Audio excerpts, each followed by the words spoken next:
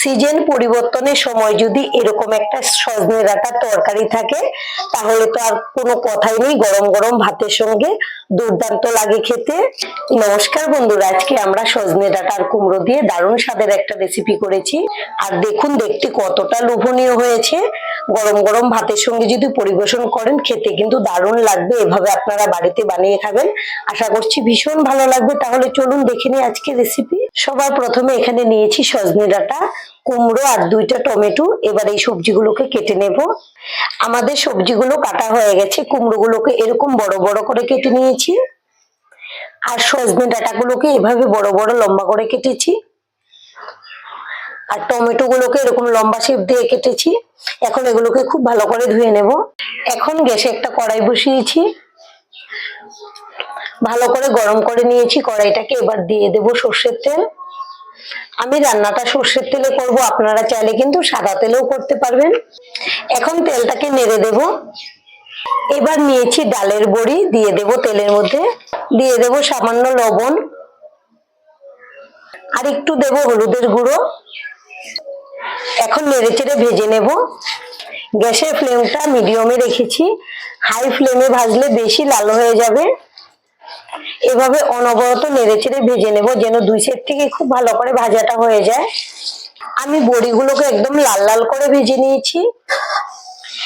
এবার তেলটা ঝরিয়ে তুলে নেব একটা থালাতে।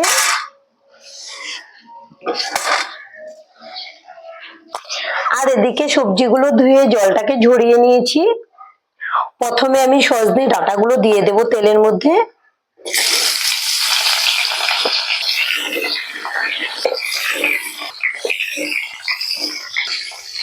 দিয়ে দেব লবণ, আর দেব হলুদের গুঁড়ো। এখন খুব ভালো করে নেড়ে চেড়ে মিশিয়ে নেব।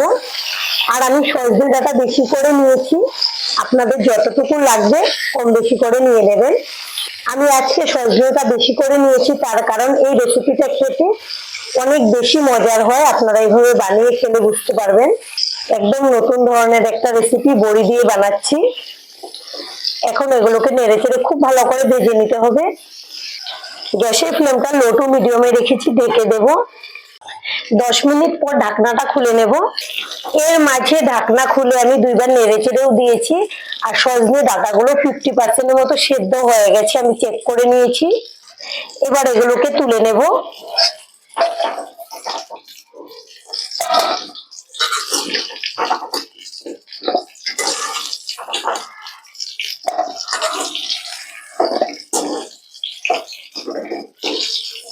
সোজাসুজি ফোড়ন দেওয়ার থেকে যদি এভাবে একটু সজনে ডাঁটা বা সবজিগুলো ভেজে নেওয়া যায়, তখন কিন্তু রেসিপিটা অনেক ভালো হয় খেতে। কড়াইতে অল্প একটু তেল রয়ে গেছে, আর একটু তেল লাগবে। এবার দিয়ে দেব কুমড়োগুলো। আমি কুমড়োগুলো একটু বড় বড় করে কেটেছি, আপনারা চাইলে আরো ছোট করেও কেটে নিতে পারবেন। আবারও দিয়ে দেব লবণ আর হলুদের গুঁড়ো। নেড়ে চেড়ে ভেজে দেব। কুমড়োগুলোকে 1 মিনিটের মতো নেড়ে চেড়ে খুব ভালো করে ভেজে নিয়েছি। এখন গ্যাসের ফ্লেমটা মিডিয়ামে রাখবো, ঢেকে দেবো, তাহলে তাড়াতাড়ি সেদ্ধ হয়ে যাবে। 10 মিনিট পর ঢাকনাটা খুলে নেব। এর মাঝে ঢাকনা খুলে আমি খুব ভালো করে নেড়ে চেড়েও দিয়েছি। কুমড়োগুলোও কিন্তু 50% মতো সেদ্ধ হয়ে গেছে। আবারও তেলটা ঝরিয়ে আমি বড় বাটিতে নিয়ে নেব। নিরামিষ রান্না তো, সেই জন্য তেলটা কিন্তু একটু বেশি লাগবে, তবে আপনারা যদি কম তেলে চান রান্নাটা কিন্তু করে নিতে পারবেন। এই তেলেই দিয়ে দেব ফোড়ন। আপনারা চাইলে আরেকটু তেল দিয়ে দিতে পারেন। এখানে নিয়েছি 2টা শুকনো লঙ্কা, একটু চিড়ে দিয়েছি যেন তেলে দিলে না ছিটকায়। গোটা জিরে, কালো জিরে আর গ্রেট করে রাখা আদা। প্রথমে গোটা জিরে আর কালো জিরেটা দিয়ে দেব। এখন নেড়ে চেড়ে খুব ভালো করে ভেজে নেব, একটা মিষ্টি সেন্ট বের হওয়া পর্যন্ত। আপনারা যে কোনো নিরামিষ দিনে এই রেসিপিটা করে খাবেন, খেতে কিন্তু ভীষণ ভালো লাগে। আর এই একটি পদ দিয়ে আপনারা ভাত খেয়ে নিতে পারবেন, আর কিছুই রান্না করতে লাগবে না, এতটাই টেস্টি হয়। ফোড়ন খুব ভালো করে ভেজে নিয়েছি, সুন্দর সেন্টও বেরিয়েছে। এবার দিয়ে দেব আদা। আদাটাকেও নেড়ে চেড়ে ভেজে নেবো, এর কাঁচা সেন্টটা চলে যাওয়া পর্যন্ত। প্রায় 1 মিনিট হবে আদা ভেজে নিয়েছি। এবার দিয়ে দেবো টমেটো,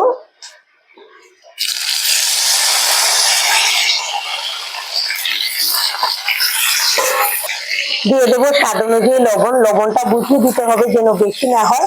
আমি সজনে ডাঁটা ভাজাতে আর কুমড়ো ভাজাতে লবণ দিয়েছিলাম। এখন নেড়েচেড়ে খুব ভালো করে মিশিয়ে নেব।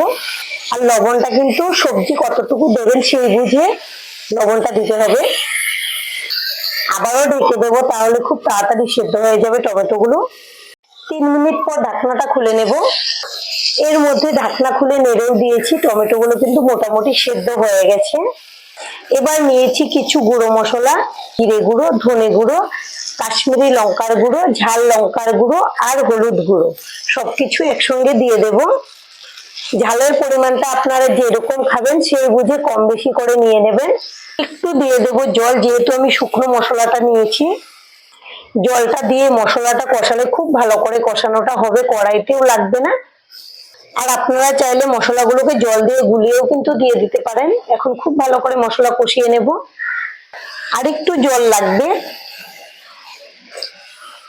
যদি মশলা ভাজার সময় দেখেন বেশি শুকনো হয়ে গেছে, তখন কিন্তু আরেকটু জল দিয়ে দিতে পারবেন, এতে কোনো অসুবিধা নেই, বরঞ্চ ভালো হবে মশলা কষাতে। আমি মশলা দিয়ে প্রায় 7-8 মিনিট খুব ভালো করে কষিয়ে নিয়েছি। মশলা যদি ভালো করে কষানো না হয় তখন কিন্তু রান্নাতে কাঁচা সেন্ট থেকে যায় আর রান্নাটাও ভালো হয় না। এবার দিয়ে দেব ভেজে রাখা সবজিগুলো।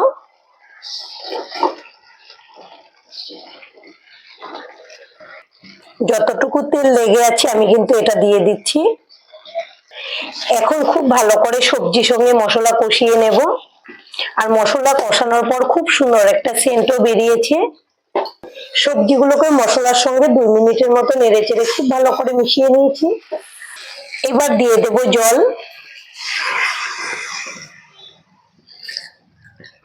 ঝোলের সঙ্গে খুব ভালো করে নেড়েচেড়ে মিশিয়ে নেব। আর আমাদের আজকের এই রেসিপিটা দেখে যদি আপনাদের ভালো লাগে, একটা লাইক অবশ্যই দিয়ে দেবেন। আপনাদের একটা লাইক আমাদেরকে অনেক উৎসাহ দেয় নতুন নতুন ভিডিও বানাতে।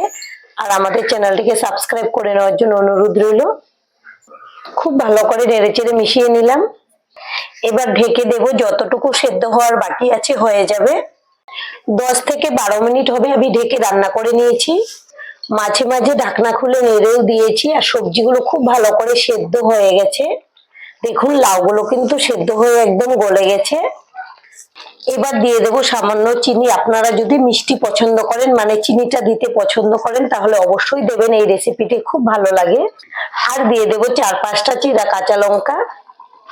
আমি লঙ্কাটা শেষের দিকে দিচ্ছি, ঝালটাও কম হবে, সুন্দর একটা সেন্টও হবে। আর দিয়ে দেব ভেজে রাখা বড়িগুলো। এখন নেড়েচেড়ে খুব ভালো করে মিশিয়ে নেব। আপনারা এই রান্নাটা করে ভাত, রুটি সবকিছুর সঙ্গেই পরিবেশন করতে পারবেন। দুইটার সঙ্গেই কিন্তু খুব মানায়। বড়ি দিয়ে আরো 2 মিনিট রান্না করে নিয়েছি। এবার দিয়ে দেব ঘি। যেহেতু নিরামিষ রান্না, ঘিটা দিলে খুব সুন্দর একটা সেন্ট হবে। তবে আপনারা যদি ঘি খেতে পছন্দ না করেন, এটা বাদ দিয়েও করে নিতে পারবেন।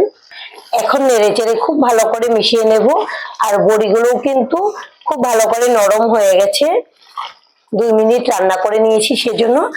এবার কিন্তু একদম রেডি আমাদের রান্নাটা পরিবেশনের জন্য। এভাবে আপনারা বাড়িতে বানিয়ে খাবেন, আশা করছি আপনাদের ভীষণ ভালো লাগবে।